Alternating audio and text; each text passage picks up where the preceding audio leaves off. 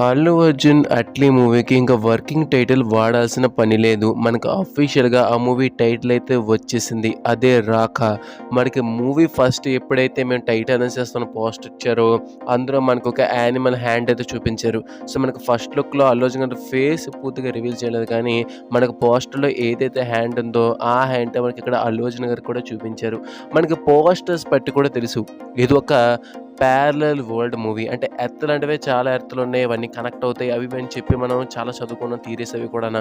So, మనకి వాటిని prove చేస్తూ ఈ మూవీ అనమాట. ఆల్రెడీ అట్లీ గారు ఈ మూవీ పోస్టర్ రిలీజ్ చేసినప్పుడు, "ఈ కథ నా దగ్గర 18 ఏళ్లుగా ఉంది.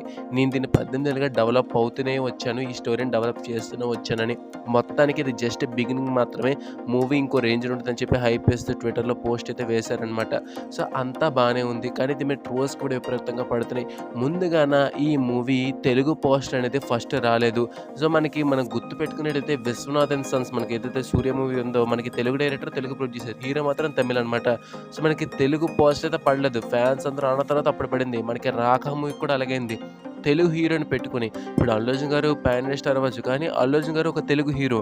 సో, మనకి తెలుగు పోస్టర్ ఇవ్వకుండా మలయాళం పోస్టర్, తమిళ్ పోస్టర్ ఇచ్చుకున్నారు. ఇంగ్లీష్ పోస్టర్ ఇచ్చుకున్నారు. మనకి తెలుగు పోస్టర్ ఇవ్వలేదు. చాలా ప్రెజర్ తర్వాత తెలుగు పోస్టర్ కూడా ఇంక్లూడ్ చేశారనమాట. దీని మీద చాలా ట్రోల్స్ పడతాయి. దాని తర్వాత మనకి 'కాష్మోరా' సినిమాలో 'కార్తీ' లుక్ అని చెప్పి, అలాగే 2.0లోని 'పక్షిరాజ' లుక్ అని చెప్పి, ఇలా చాలా అయితే వస్తూనే ఉన్నాయి.